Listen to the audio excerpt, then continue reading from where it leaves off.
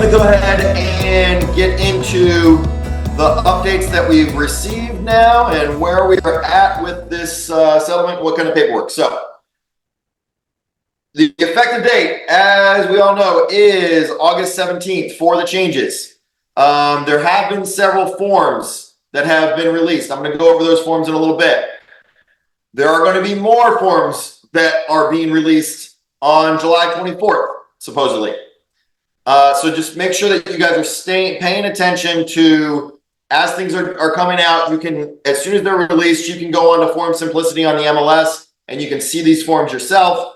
Or, we're going to obviously have them uploaded in a .loop and you'll see the updated forms as well. And there will be trainings and things coming out that we put on the calendar.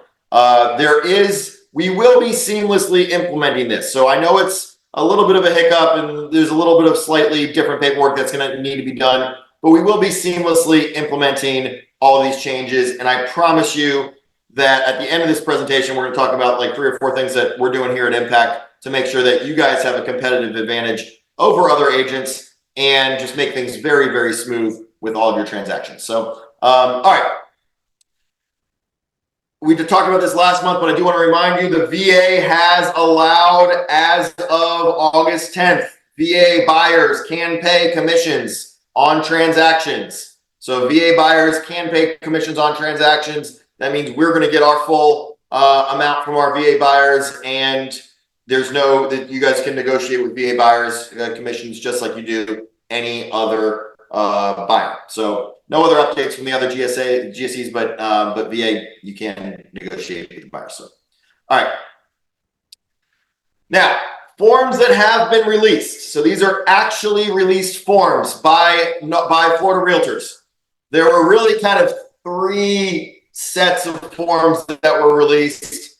And then there were some modification forms that support those forms that were released. But the first one has to do with compensation agreements from the seller to the buyer's broker. So from seller to buyer's broker. Typically, the agreement is from seller to seller's broker, and then from seller's broker to buyer's broker. And that's still obviously potentially going to be the situation. However, in the event that maybe there's the listing agreement, the initial listing agreement with the seller did not offer compensation, but through negotiations with the contract, the seller agrees, no, we are going to offer compensation to the buyer's broker, to us, if we're representing the buyer. This would be the form that you would use. So it would because, and I'm going to show a video here in a little bit, but you have to remember that we as the agents are not a party to the purchase and sale agreement. Even though the brokerage name is on there and on the commercial contract, it actually says the percentages that are being paid. We are not a party to that. So therefore, in the event that somebody tries to modify the contract and cut us out, you can't do that. In fact, that happened to one of our agents, and we're having to contest that and do a commission dispute. But buyer and seller are not allowed to negotiate us out of the contract. So therefore, this compensation agreement between the seller and the buyer's broker would apply. Now, there's always been commission agreements between sellers and buyer's broker, but that's typically if the seller didn't want to do a full listing agreement, they would just do a commission agreement to any buyer's broker that brought them a buyer. This is, in my opinion, more implemented when the contract has been negotiated. Maybe the co-broke agreement was 2% and somehow we've negotiated up to 3% or 2.5% or whatever, or there was 0% being offered as a co-broke, and as part of the terms of the contract, due to maybe the buyer's funds or the type of loan they're getting or whatever, they were going to be tight on cash, so they shifted some of that over to the seller side, and then this would be an applicable one. So that's number one. The first one is compensation agreement, seller to buyer's broker. The second one is compensation agreement, seller's broker to buyer's broker. So this is the agreement that is actually going to put in writing what we are getting from the listing agent, basically. So typically it's on the MLS. And in order to protect ourselves, we would print off the MLS sheet and say, hey, at the time that I showed this property, the field on the MLS said 3%. that's what you owe me. And there's been instances where listing agents have tried to change that, and we had the printout that said, nope, you owe us this because that's what our agreement is. But absent that field, there now needs to be a written agreement between the two brokerages. So that's what this second compensation agreement is, and it will be done likely at the time of offer, but you could technically get it done before the time of offer if you wanted to, from the seller's broker and the buyer's broker. All right. Now, today at the sales meeting, there's not enough time to do extensive trainings on these. I am about to show a little video from Florida Realtors on this, and I'm going to talk about the buyer broker agreement, which is the number 3 one that was put out. But we don't have time to do a full training. So we will get full trainings on the calendar. I will likely put them on the calendar after July 24th when the additional forms that are supposed to come out are released. So we can just knock them all out at once and get through that. So that's what I'm planning on doing. But the third one is the exclusive buyer broker agreement. There are 3 types of buyer broker agreements, just like listing agreements and whatnot. There is the transaction broker, there is a single agent, and there's the no brokerage relationship. We're going to go over the transaction brokerage one today at a very high level, and because that's going to be the one that we most commonly use. You may become a transaction broker with this buyer, which has to be entered into this buyer's agreement. It has to be entered in before you start showing them properties. So therefore, once you get it entered, you might as well make it a transaction brokerage so you can, get compensated on our own internal broker or internal listings. So, that's what we're going to go over. Now, with that said, I have to warn you, there's a very painful video that we're about to watch that's not as entertaining as me with my football helmets, right? It's not as entertaining as the Gator football helmets. It's very dry, but it's important. It's been put out by Florida Realtors. I need you to pay attention to this video. All right. So please pay attention to the video that I play right now. So here we go.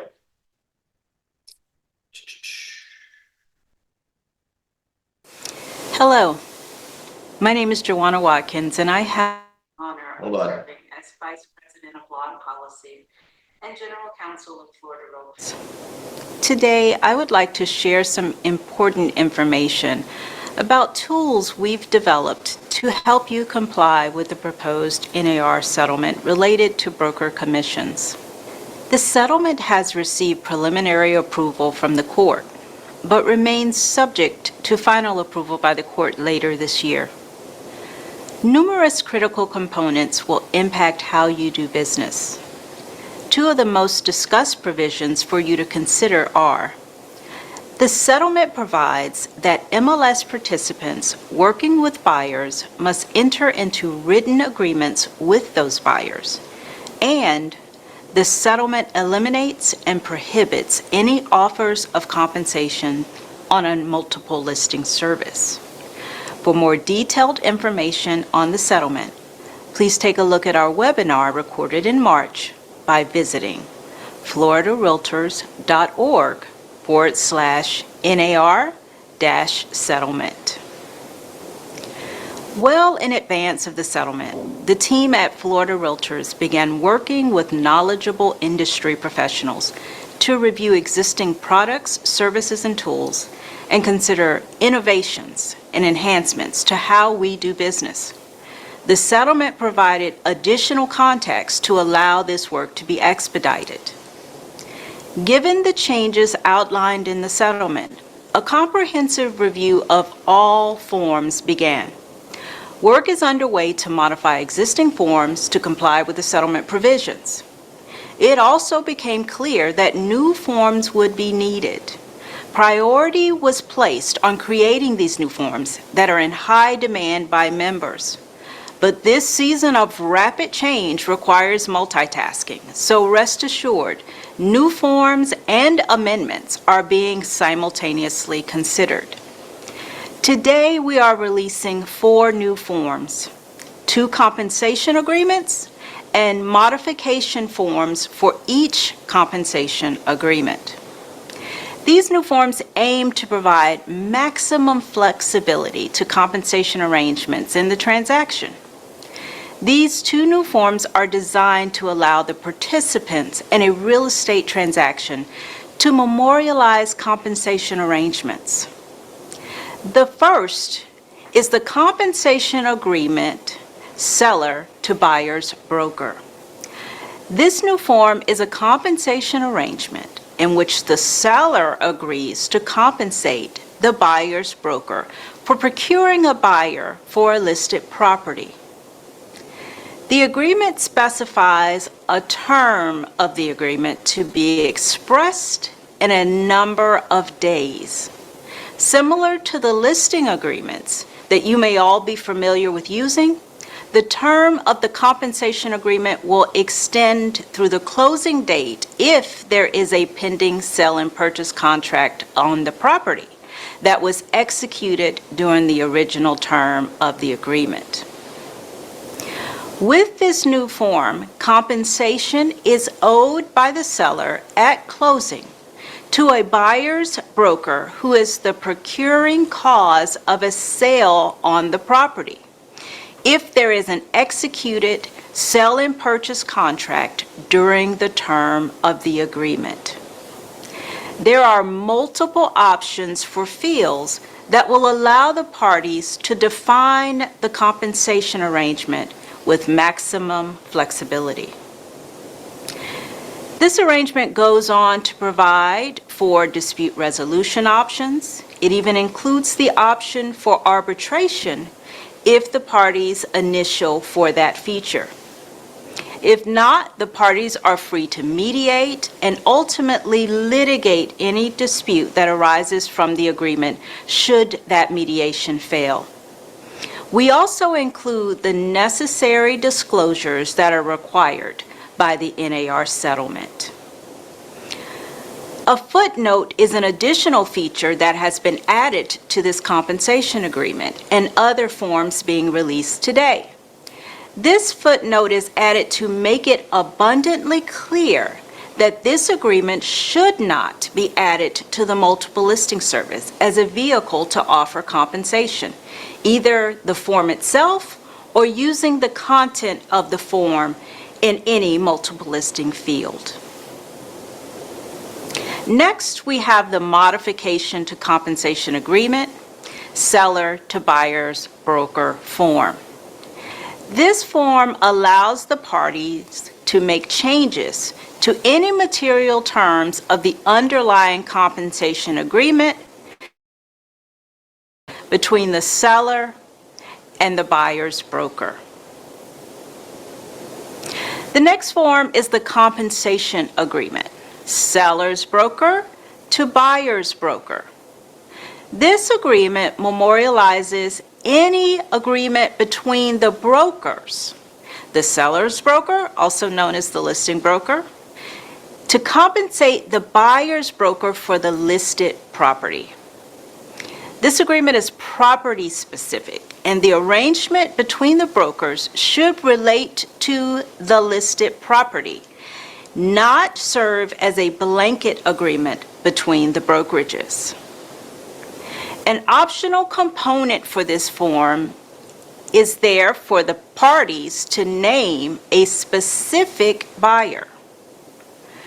The brokers have the flexibility to design this arrangement when they bring any buyer, or more narrowly, when a broker brings a particular buyer. The terms of this agreement is very similar to the previous compensation agreement that we discussed. The term is structured as a number of days, and like the prior agreement, an execution of a sale and purchase contract can extend the term of the agreement until the closing of the contract. Compensation is again designed to give the parties text fields that allow for maximum flexibility as to how they structure the compensation. When a buyer is named on the form, if that particular buyer procured by the buyer's broker closes on the deal, the seller's broker would owe the compensation. If no buyer is identified on the form, the seller's broker would agree to compensate the buyer's broker for any buyer procured by that broker who successfully closes on the transaction.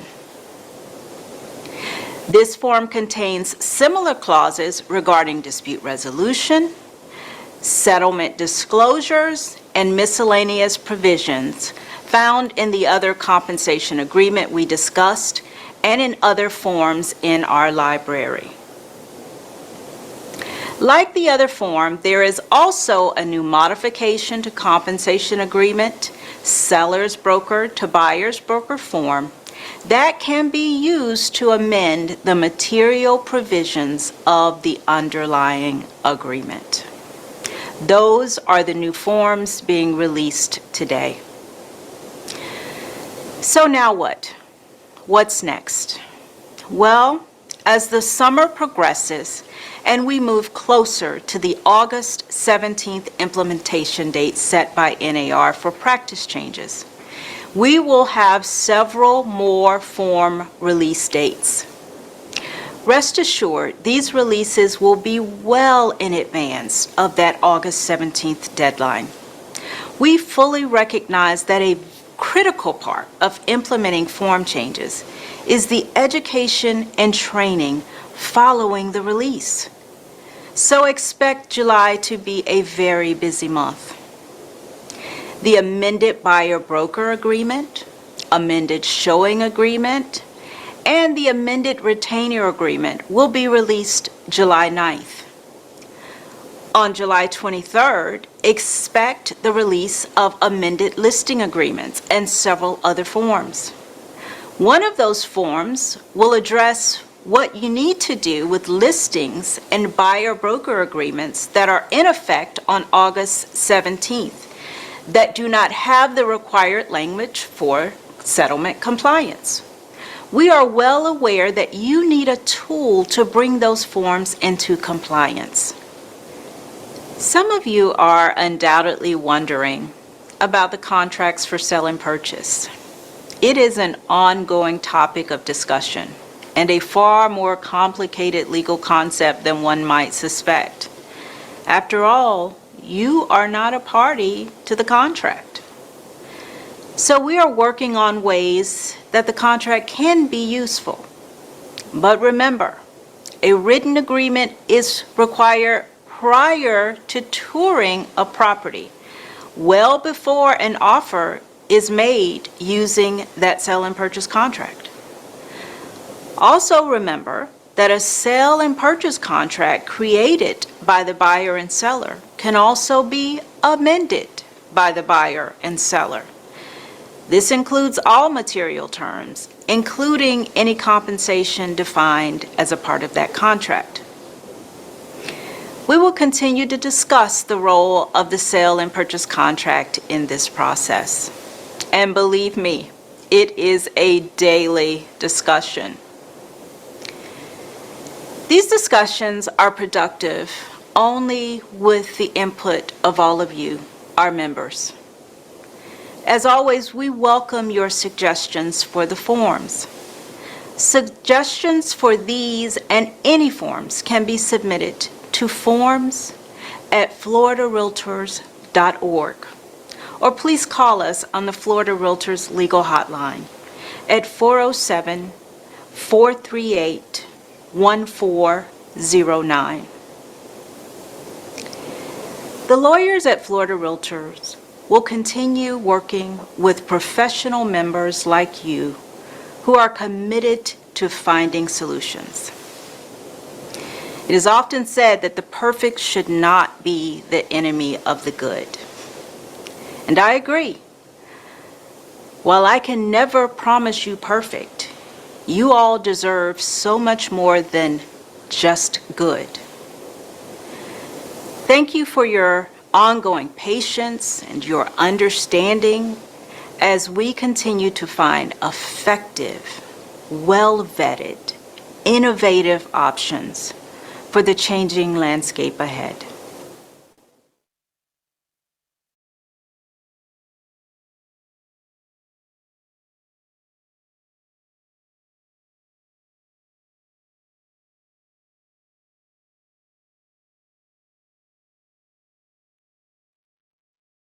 Kevin, you're muted.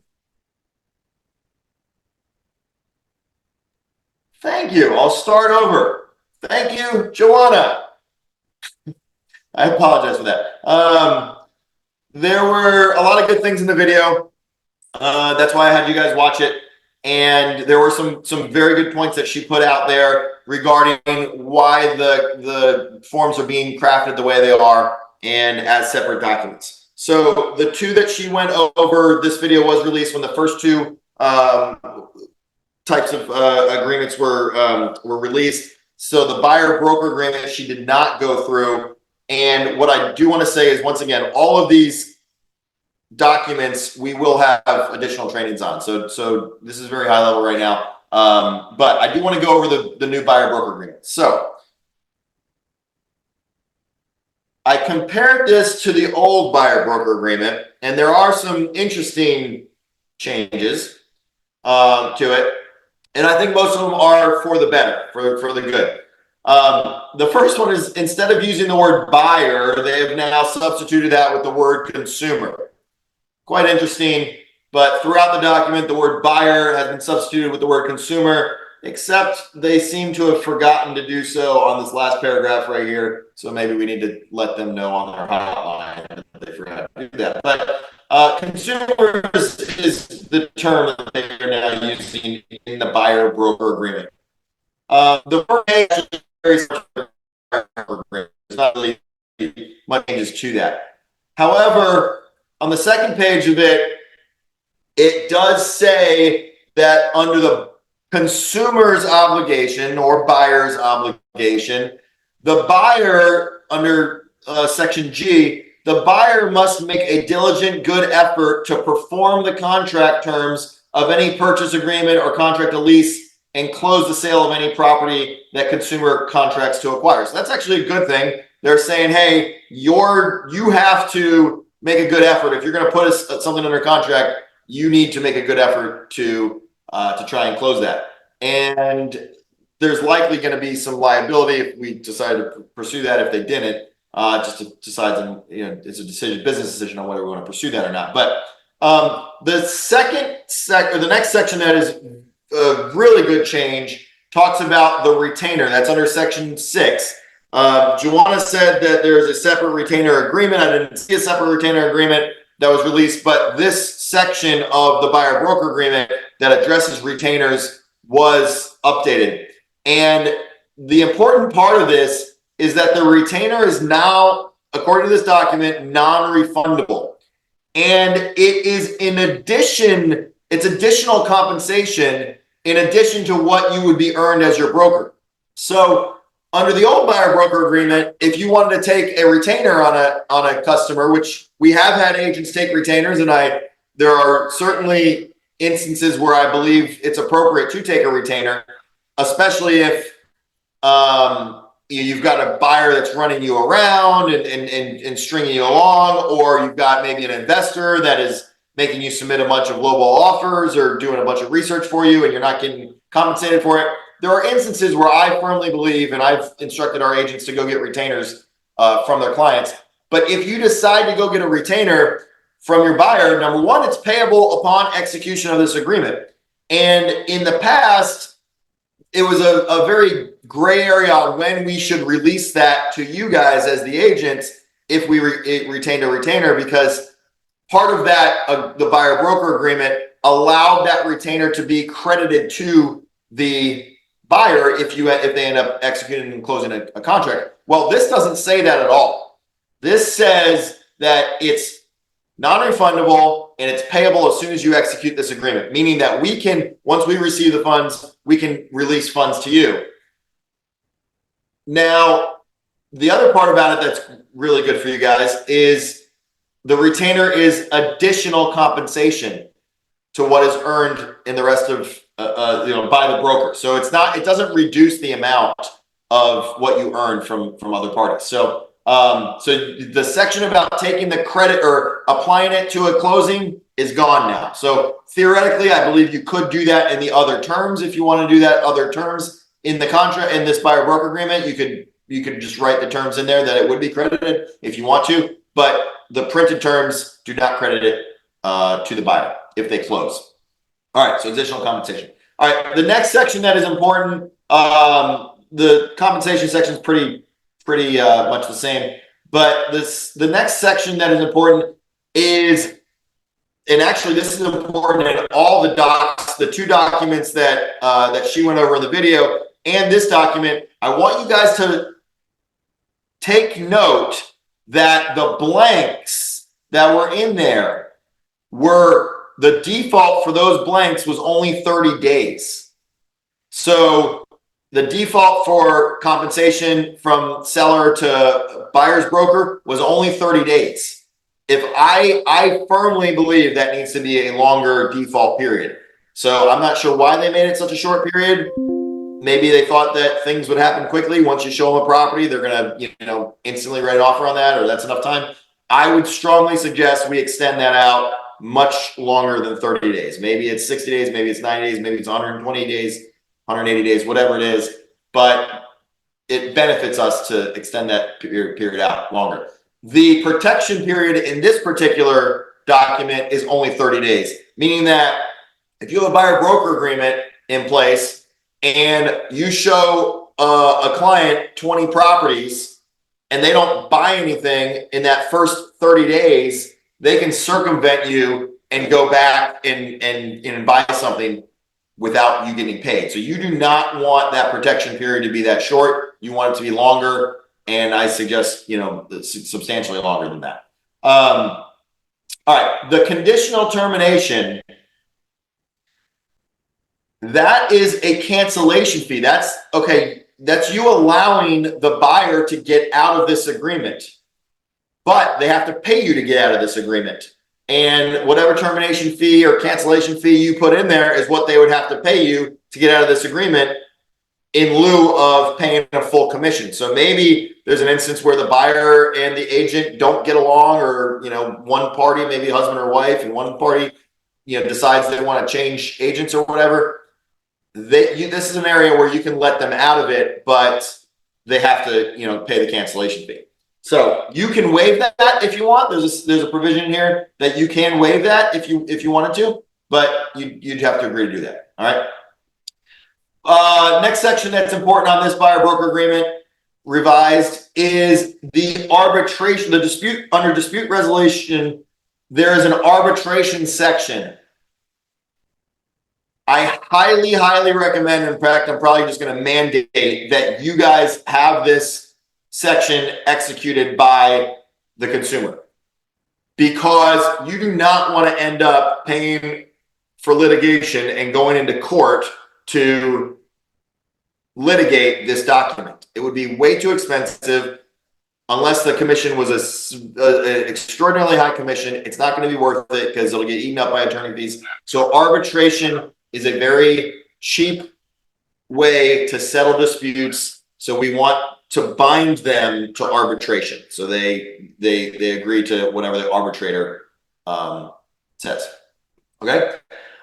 Interesting. Number 11. This buyer broker agreement is assignable to other brokers, meaning that suppose your best friend works at another brokerage, they have tons of buyer broker agreements signed, they come and join Impact, the agreements are assignable, so we don't have to go out and get a whole bunch of new buyer broker agreements for all the clients. So we can take an assignment of all those buyer broker agreements and easy peasy. So we can, they can transfer and start working with us. So that's a very important clause there as well. All right. And then finally, you've got under the acknowledgement section from the consumer that the language that complies with the NAR settlement statement. So that talks about that the commissions are fully negotiable. It says that broker may not receive compensation from any source that exceeds whatever number is in here. So remember, whatever number you put in there, whatever percentage or dollar amount you put in this document is your ceiling. It is the maximum you can receive, except for possibly a retainer, from that client. So make sure that that you are putting whatever amount that you're comfortable with. So it's better to keep this one high, and then if you want to negotiate it down, maybe you put this at 3 or 4% or whatever percent you want to put it at, but then the co-broke is offering 2.5 or 3 or 2.75, whatever it is. You can always negotiate this down and release it, but you can't go higher than this document. So that's very important. We talked about that previously for you guys to be aware of. Okay. All right. That's the new buyer broker agreement. Now back to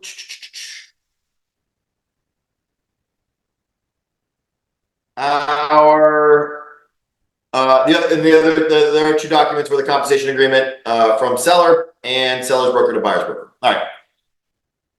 What's coming forward? She talked about this in the video. There is amended listing agreements that are coming forward that should be released. I think she said 7/23, so I might have a typo in here. But the last week in July, in about 2 weeks, expect amended listing agreements to come through Form Simplicity, and we will obviously roll those out to you. Okay.